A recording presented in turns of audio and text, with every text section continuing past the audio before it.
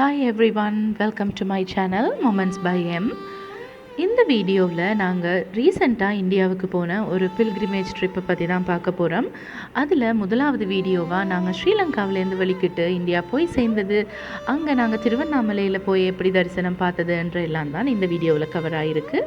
நீங்களும் எங்களோட டிஜிட்டலாக ட்ராவல் பண்ணுங்கள், இந்த ஸ்பிரிச்சுவல் ஜேர்னியை என்ஜாய் பண்ணுங்கள். எங்களுக்கு சென்னைக்கு போகிறதுக்கு 9ஆம் தேதி 2ஆம் மாதம், அதாவது ஃபெப்ரவரி மாதம் காலையில் 3 மணிக்கு ஃப்ளைட் இருந்துச்சு. இண்டிகோ ஃப்ளைட் தான் நாங்கள் புக் பண்ணியிருந்தாங்க. அதுக்காக நாங்கள் நைட்டே 11 மணி மாதிரி வீட்டிலேருந்து வெளிக்கிட்டு ஏர்போர்ட்டுக்கெல்லாம் போய் சேர்ந்துட்டோம். அதுக்கு பிறகு செக்யூரிட்டி செக்கப் எல்லாம் கிளியர் பண்ணி இமிக்ரேஷன் எல்லாம் முடித்ததுக்கு பிறகு எங்களுக்கு கேட் நம்பர் 10 வந்து கொடுத்துருந்தவ. ஆல்மோஸ்ட் ஒரு 1.5 ஹவர்ஸுக்கு முன்னமே நாங்கள் போய் கேட்டில் வந்து இருந்துட்டோம். அதுக்கு பிறகு ஒரு 45 மினிட்ஸுக்கு முன்னாடி போர்டிங் எல்லாம் ஸ்டார்ட் பண்ணிட்டோம். அன்றைக்கி ஃப்ளைட் வந்து ஃபுல்லாகவே இருந்துச்சு. எந்த வித பிரச்சனையும் இல்லாமல் டேக் ஆஃப் ஆகி டைமுக்கு 10 நிமிஷம் முன்னாடியே எங்களுக்கு வந்து ஃப்ளைட் லேண்ட் ஆகிடுச்சு. இண்டிகோவில் ஸ்ரீலங்காவில் இருந்து சென்னைக்கு போகிற ஃப்ளைட்டுக்கு வந்து மீல்ஸ் எதுவும் இல்லை, வாட்டர் மட்டும்தான் கொடுப்பாங்க. எனக்கு மற்ற ரூட்ஸை பற்றி தெரியலை. ஸோ நீங்கள் இண்டிகோவில் ஃப்ளை பண்ணுறீங்கன்னா அதுக்கேற்ற மாதிரி பிளான் பண்ணிக்கொள்ளுங்கள். என்னோட ஐட்னரிக்கு ஏர்லி மார்னிங் ஃப்ளைட் எனக்கு ஓகேன்றதுனால நான் அதை புக் பண்ணியிருந்தேன். உங்களுக்கு மார்னிங் ஃப்ளைட் விருப்பம், வியூ எல்லாம் பார்க்க விருப்பம் இருந்தால் நீங்கள் அதுக்கேற்ற மாதிரி டைம் பார்த்து புக் பண்ணுங்கள்.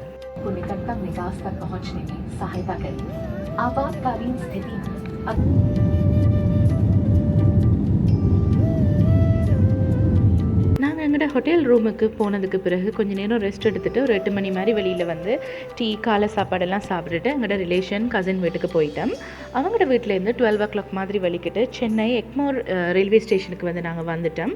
ஏண்டா எங்களோட ஜேர்னிக்கான முதலாவது ட்ரெயினை நாங்கள் சென்னை எக்மோர் ஸ்டேஷன்லேருந்து விழுப்புரம் ஜங்ஷனுக்கு எடுக்க போகிறோம். சென்னை எக்மோருக்கு நாங்கள் ஆல்மோஸ்ட் ஒரு 12:45 அப்படி வந்துட்டோம். அங்கே வந்து மத்தியான சாப்பாடு வாங்குறதுக்கு பார்த்தபோது ஐஆர்சிடிசியோட கேன்டீனே வந்து இருந்துச்சு. அங்கே இருந்த விலைப்பட்டியல் ரொம்ப ரீசனபிளான ப்ரைஸாக தான் இருந்தது. டேஸ்ட் என்ன மாதிரின்னு தெரியல. ஸோ நாங்கள் அந்த கடையிலேயே வந்து இருந்த சாப்பாட்டில் எங்களுக்கு பிடிச்ச மாதிரி 2 வாங்கிட்டு அந்த கடைக்குள்ளாலே அப்படியே ஸ்டேஷனுக்குள்ளே போகலாம். ஸ்டேஷனுக்குள்ளே போனால் பிளாட்ஃபார்ம் நம்பர் 1லேயே நாங்கள் போக வேண்டிய ட்ரெயின் வந்து ஸ்டாண்ட் பை நின்று கொண்டிருந்துச்சு. நாங்கள் இன்றைக்கி ட்ராவல் பண்ண இருக்கிற ட்ரெயின் வந்து சென்னையிலேருந்து விழுப்புரம் ஜங்ஷனுக்கு. ஆனால் இந்த ட்ரெயின் வந்து சென்னை எக்மோர்லேருந்து மதுரை நோக்கி போகிற வாகை super fast express train number 12635. இது வந்து சென்னை எக்மோர்லேருந்து 1:45 வெளிக்கிட்டு விழுப்புரம் ஜங்ஷனுக்கு சரியாக 3:55 போய் ரீச் ஆகிடும். நாங்கள் வந்து ஏசி சேர் கோச் தான் வந்து புக் பண்ணியிருந்தாங்க. அப்போ எங்களோட கோச் வந்து C3 கோச். ஸோ C3 கோச்சில் எங்களுக்கு சீட் நம்பர் 10, 11, 12 தான் கிடச்சிருந்தது. ஸோ சரியாக நாங்கள் என்டர் பண்ணதும் C3 கோச்சுக்கு ஒப்போசிட் இருந்தனால அதுலேயே பேக்ஸை வச்சுட்டு ட்ரெயினோட கதவுகள் வந்து ஓப்பன் பண்ணியிருக்கேல. ஸோ அது வரைக்கும் வெயிட் பண்ணி ஓப்பன் பண்ணதுக்கு பிறகு எல்லோரும் வந்து ட்ரெயினில் போர்ட் ஆகிட்டோம். ட்ரெயினும் ஷெடியூல் பண்ண டைமுக்கு சரியாக 1:45 சென்னையிலேருந்து வெளிக்கிட்டுது. ட்ரெயின் வெளிக்கிட்ட உடனே வாங்கின சாப்பாடை சுட சுட சாப்பிடுவோம்ட்டு நாங்கள் ஒரு லெமன் ரைஸும் வெஜ் பிரியாணியும் வாங்கியிருந்தோம். அதே 3 பேர் ஷேர் பண்ணி சாப்பிட்டோம். ட்ரெயினும் பேருக்கேற்ற மாதிரி நல்ல ஃபாஸ்ட்டாகவே போய்கொண்டு இருந்துச்சு. ஐஆர்சிடிசி கேட்டர்ஸ் தான் ட்ரெயினுக்குள்ளேன்றதுனால நாங்கள் வாங்கின அதே சாப்பாடு தான் அவையும் விற்று கொண்டு வந்தவ. லெமன் ரைஸ், கர்ட் ரைஸ், மற்றது பிரியாணி. அதுகள் ட்ரெயின் வந்து நல்ல க்ளீனாக ரொம்ப சூப்பராகவே இருந்துச்சு. எல்லோரும் கம்ஃபர்டபுளாக இருந்து ட்ராவல் பண்ணாங்க. இந்த ட்ரெயினில் வந்து ஜென்ரல் கோச்சும் இருக்குது. அதாவது புக்கிங் இல்லாமல் உடனே வந்துடுறது. அப்படி என்ன நீங்கள் ஒரு 1 hour முன்னமே வந்து பிளான் பண்ணி சீட் பிடிக்கிற மாதிரி இருக்கும். நான் வந்து புக் பண்ண எல்லாமே ரிசர்வ் கோச்சான். இது வந்து நாங்கள் மொபைல்லையே எங்களோட ரயில் 1, rail Yatri app, where's my train app அப்படின்னு 2-3 ரயில் ஆப்ஸ் இருக்குது. அது மூலமாக எங்களோட ட்ரெயின் எங்கே நிற்கிது, எந்தெந்த அடுத்த ஸ்டேஷனில் நிற்க போகுது, அந்த ஸ்டேஷனில் எந்த பிளாட்ஃபார்ம், டிலே இருந்தால் எவ்வளவு நேரம் டிலே, என்ன ஸ்பீடில் போகுது அப்படின்ற எல்லா டீட்டெயில்ஸும் வந்து நாங்கள் மொபைல் ஆப்லேயே பார்த்து கொண்டிருக்கலாம். நான் ஒரு இன்டர்நேஷ்னல் பேசஞ்சராக டிரெக்டாக ஐஆர்சிடிசி வெப்சைட்டில் தான் இந்த எல்லா ட்ரெயினுமே வந்து புக் பண்ணினான். இதில் நீங்கள் டிபார்ச்சர் ஸ்டேஷன், அரைவல் ஸ்டேஷன் டேட்டை வந்து போட்டு சர்ச் பண்ணிங்கன்னா அந்த நாளுக்கு ஏற்ற அன்றைக்கே இருக்கிற எல்லா ட்ரெயினுமே வந்து டிஸ்பிளே ஆகும். அதில் உங்களோட டைமுக்கு ஏற்ற மாதிரி எந்த ட்ரெயின் செட் ஆகுதோ அந்த ட்ரெயினுக்கு புக் பண்ணலாம். அதோட அவைலபிலிட்டி, வெயிட்டிங் லிஸ்ட்டாக எல்லாமே வந்து எங்களுக்கு காட்டும். ஸோ அதுக்கேற்ற மாதிரி நான் பிக் பண்ணி தான் வந்து வாகை சூப்பர் ஃபாஸ்ட் எக்ஸ்பிரஸ். அதில் வந்து ஜென்ரல் கோச் இருக்குது. அதோட செகண்ட் சிட்டிங்கண்டா அது 105 rupees Indian rupees. AC car coach வந்து 350 rupees. அதோட ட்ரெயின் ஷெடியூல் வந்து எவ்ரிடே இந்த ட்ரெயின் இருக்குது. இது வந்து சென்னை எக்மோரில் ஸ்டார்ட் பண்ணி தாம்பரம், செங்கல்பட்டு, விழுப்புரம் ஜங்ஷன், விருதாச்சலம், அரியலூர் அப்படி என்று போய் கடைசியாக மதுரை ஜங்ஷன் வரைக்கும் போகுது. இந்த ஐஆர்சிசிசி வெப்சைட்லேயே வந்து நாங்கள் எங்களோட ட்ரெயினோட அரைவல் டைம் என்ன, ஹால் டைம் என்னன்னு எல்லா டீட்டெயில்ஸும் பார்த்து அதுக்கேற்ற மாதிரி எங்களுக்கு எந்த ட்ரெயின் சூட் ஆகுதோ அதை வந்து புக் பண்ணலாம். இந்தியன் ரயில்ஸில் பயணம் பண்ணுறதுன்றது நம்ம ஸ்ரீலங்காவில் போகிற மாதிரி ஈஸியான டாஸ்க் இல்லை. அது மட்டும் இல்லாமல் இந்த மாதிரி எப்படி ஐஆர்சிடிசியில் அக்கௌண்ட் க்ரியேட் பண்ணுறது, டிக்கெட் புக் பண்ணுறதுன்ற எல்லா டீட்டெயில்ஸும் உங்களுக்கு ஃபர்தராக வேணுமெண்டா கமெண்ட் பாக்ஸில் கமெண்ட் பண்ணுங்கள். நான் இதுக்கண்டே டெடிக்கேட்டடாக ஒரு வீடியோ ஒன்று செய்கிறேன். அது மட்டும் இல்லாமல் வேறு நிறைய ட்ரெயின் வந்து இருக்குது. இன்னொரு அழகான விஷயம், தமிழ்நாட்டில் ஒரு ட்ரெயின்களோட பெயர்கள் வந்து பல்லவன் எக்ஸ்பிரஸ், பொதிகை எக்ஸ்பிரஸ், நெல்லை எக்ஸ்பிரஸ், பாண்டியன் எக்ஸ்பிரஸ், உழவன் எக்ஸ்பிரஸ் என்று கேட்குறதுக்கே காதுக்கு இனிமையான தமிழ் பெயர்கள் வந்து ட்ரெயினுக்கு வச்சுருந்தாங்க. ஸோ நீங்கள் திருவண்ணாமலைக்கு எப்போ போக போகிறீங்க, ஸ்டே பண்ணுறது என்ன மாதிரி என்ற பிளானுக்கு ஏற்ற மாதிரி உங்களோட ட்ரெயினை வந்து நீங்கள் டிசைட் பண்ணி கொள்ளலாம். சென்னையில் இருந்து திருவண்ணாமலைக்கு போகிறதுக்கு கட்டாயம் ட்ரெயின் தான் எடுக்கணுமாண்டா அப்படி இல்லை. நிறைய பஸ்ஸஸ் வந்து கண்டினியூட்டியோடு இருக்குது. நீங்கள் சென்னையிலேருந்து ஒன்று கிளாம்பாக்கம் பஸ் ஸ்டாண்டுக்கு போய் அங்கே இருந்து திருவண்ணாமலைக்கு ஸ்ட்ரெயிட்டாகவே பஸ் எடுக்கலாம். ஸோ கிளாம்பாக்கம் பஸ் ஸ்டாண்ட் வந்து இப்போ ரீசெண்டாக சிஎம் எம்கே ஸ்டான்லின் வந்து கலைஞர் ஐயா ஞாபகார்த்தமாக ஓப்பன் பண்ண பஸ் ஸ்டாண்ட். இங்கே இருந்தும் எங்கே வேணுமென்றாலும் நாங்கள் பஸ் எடுக்கலாம். அப்படி இல்லைண்டா சென்னையிலேருந்து கோயம்பேடு பஸ் ஸ்டாண்டுக்கு போயிட்டு அங்கே இருந்தும் நாங்கள் திருவண்ணாமலைக்கு த்ரூவாகவே வந்து பஸ் எடுக்கலாம். ரெண்டுக்கும் டைம் டிஃப்ரென்ஸ் கொஞ்சம் இருக்குது. ஆனால் நீங்கள் எந்த பஸ் ஸ்டாண்டை சூஸ் பண்ணுறீங்களோ அந்த பஸ் ஸ்டாண்டில் இருந்து எனக்கு தெரிஞ்ச ஒவ்வொரு 30 நிமிஷத்துக்கு ஒருக்கா வந்து திருவண்ணாமலைக்கு போகிறதுக்கு பஸ்ஸுகள் இருக்குது. ஸோ நீங்கள் பஸ் ரூட்டையும் வந்து தெரிவு செய்து கொள்ளலாம். நாங்கள் லன்ச் சாப்பிட்டு முடிச்சுட்டு அப்படியே நல்ல ஒரு நித்திரை கொண்டு எழும்பினோம்.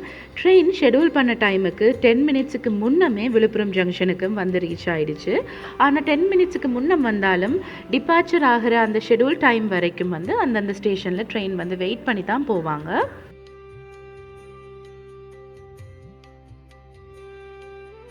ஸோ நாங்கள் விழுப்புரம் ஸ்டேஷன்லேருந்து இறங்கி வெளியில் வந்து ஒரு ஆட்டோ எடுத்துக்கொண்டு திருவண்ணாமலைக்கு போகிறது தான் எங்களோட பிளான். ஸோ விழுப்புரம் ஸ்டேஷன்லேருந்து முதல் நாங்கள் அதுக்கு விழுப்புரம் பஸ் ஸ்டாண்டுக்கு வந்து போகணும்.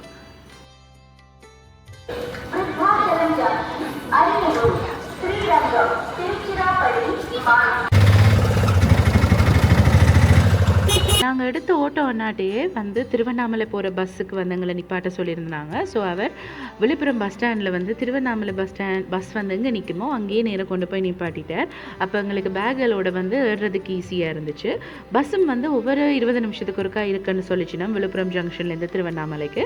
ஸோ நாங்கள் ஏறின உடனே அடுத்த 5 நிமிஷத்துலேயே வந்து பஸ் வலிக்கிட்டது. இது கவர்மெண்ட் பஸ்ன்றதுனால ஒரு ஆளுக்கு 50 ரூபாய் டிக்கெட் எடுத்திருந்தாங்க விழுப்புரம் ஜங்ஷன்லேருந்து திருவண்ணாமலை போகிறதுக்கு. நாங்கள் கிட்டத்தட்ட ஒரு 4:20 4:30 மாதிரியெல்லாம் பஸ்ஸில் வந்து ஏறிட்டோம்.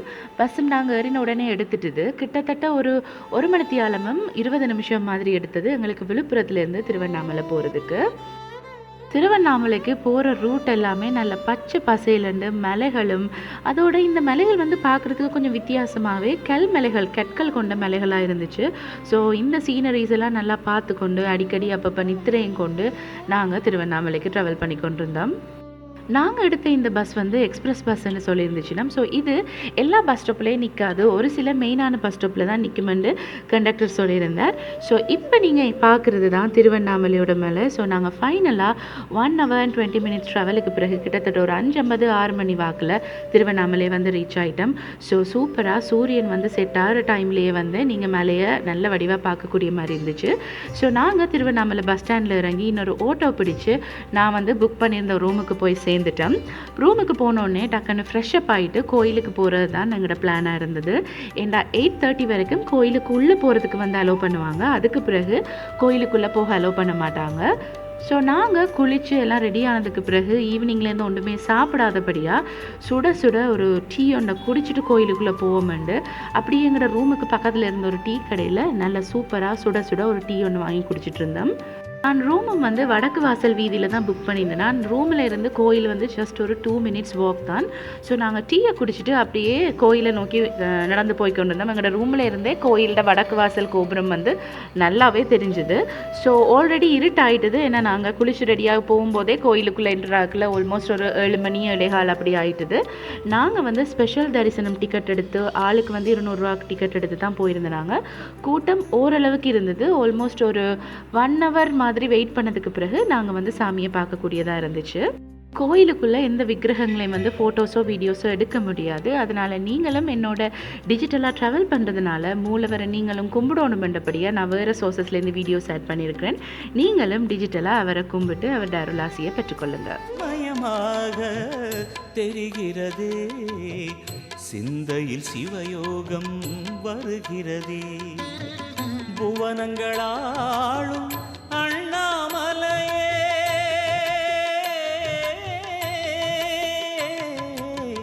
புவனங்களாளும் அண்ணாமலையே எனது விழிகளில் காணும் பொழுதிலே மாறிடுதே மனம் ஊறிடுதே அண்ணாமலையானே எங்கள் அன்பில் கலந்தோனே உண்ணாமுலை நாதா எங்கள் உள்ளம் நிறைந்தோனே.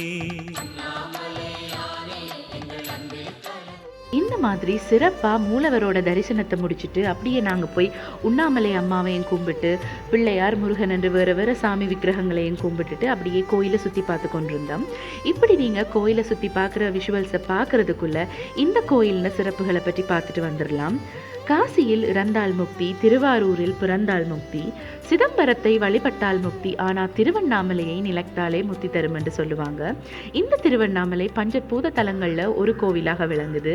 இங்கே இருக்கிற சிவபெருமான் அருணாச்சலேஸ்வரர் அண்ணாமலையார் என்றும் அவரது துணைவியார் உண்ணாமுலை அம்மா என்றும் அழைக்கப்படுகின்றனர்.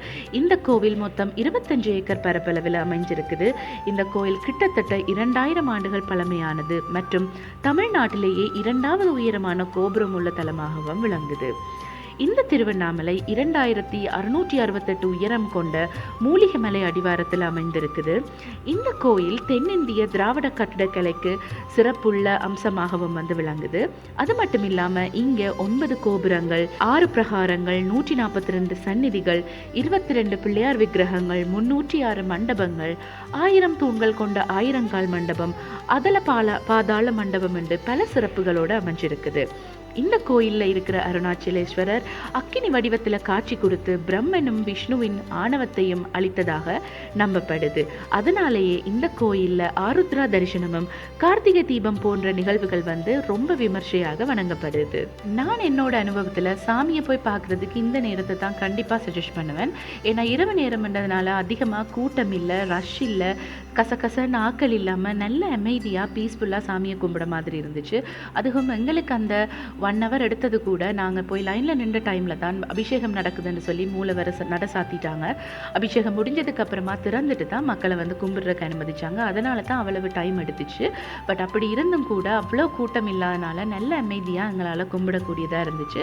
கும்பிட்டுட்டு வந்து நாங்கள் அந்த மண்டபத்திலே கொஞ்ச நேரம் இருந்துட்டு அதுக்கு பிறகு மற்ற கோபுர வாசல்கள் எல்லாம் மூடிட்டாங்க. தனியாக கிழக்கு கோபுரம் மட்டும்தான் திறந்திருந்தாங்க. அதுவும் உள்ளே இருக்கிறவங்க பக்தர்கள் வெளியில் போகிறதுக்கு மட்டும்தான். 8:30க்கு பிறகு யாருமே கோயிலுக்கு உள்ளே வாரதுக்கு அனுமதி இல்லை. ஆனால் உள்ளே இருக்கிறவங்க எவ்வளவு நேரம் வேணால் கும்பிட்டுட்டு 10 மணிக்குள்ளே வெளியில் போனால் சரி அப்படின்ற மாதிரி சொல்லியிருந்தாங்க. நாங்களும் தரிசனம் எல்லாம் முடிச்சு கிழக்கு கோபுர வாசலால் வெளியில் வந்த பிறகு 2 கரையிலையுமே கடை தெருவுகள் வந்து இருந்துச்சு. ஸோ அந்த கடையில் ஒவ்வொன்றையும் அப்படியே வேடிக்கை பார்த்து சுற்றி பார்த்துக்கிட்டு போய்கிட்டு இருந்தோம். ஏன்னா நாங்கள் வந்து செருப்பு கலட்டிட்டு உள்ளே போனது வடக்கு கோபுரம், நாங்கள் வெளியில் வந்துட்டு கிழக்கு கோபுரம்ன்றதுனால அப்படியே வெளி வீதியே ஒருக்கா சுற்றின மாதிரி இருக்குமென்று சுற்றி பார்த்து கொண்டு போய் கொண்டு வந்தாங்க. அதோட நாங்கள் எங்கேயாச்சும் டின்னரும் சாப்பிடணும். இட்ஸ் அ வெரி லாங் டே. நேற்று ராத்திரி 11 மணிக்கு வீட்டிலேருந்து கிளம்பி ஃப்ளைட்டை பிடிச்சி சென்னைக்கு வந்து அங்கேருந்து ட்ரெயினை பிடிச்சி விழுப்புரம் வந்து அங்கேருந்து பஸ் பிடிச்சி திருவண்ணாமலை வந்து இப்படியே சாமி சுற்றி பார்த்து இப்போ நேரம் ஆல்மோஸ்ட் 9:45 ஆக போகுது. ஸோ இன்றைக்கி இப்போ சாப்பிட்டுட்டு போய் படுத்தெலும்பினா தான் நாளைக்கு காலையில் 3 மணிக்கு எழும்பி நாங்கள் கிரிவலம் போகணும். உங்களுக்கும் அடுத்த வீடியோ கிரிவலத்தை பற்றின வீடியோ தான் நான் போஸ்ட் பண்ண போகிறேன். ஸோ நீங்கள் இன்னும் இந்த சேனலை சப்ஸ்கிரைப் பண்ணலைன்னா சப்ஸ்கிரைப் பண்ணி உங்கள் ஃப்ரெண்ட்ஸ் அண்ட் ஃபேமிலிக்கு ஷேர் பண்ணுங்கள். இந்த அடுத்த வீடியோ திருவண்ணாமலையில் நாங்கள் எப்படி கிரிவலம் செஞ்சோம், கிரிவலத்தை பற்றின டீட்டெயில்ஸ் அண்ட் எக்ஸ்பீரியன்ஸை தான் நான் உங்களோட ஷேர் பண்ண போகிறேன். அப்படியே எங்களோட ரூம் வடக்கு வாசலில் ஒரு ஒழுங்கை ஒன்று இருந்துச்சு. அதுக்குள்ளே இந்த வெஜ் ரெஸ்டாரண்ட் ஒன்று கண்டோம்.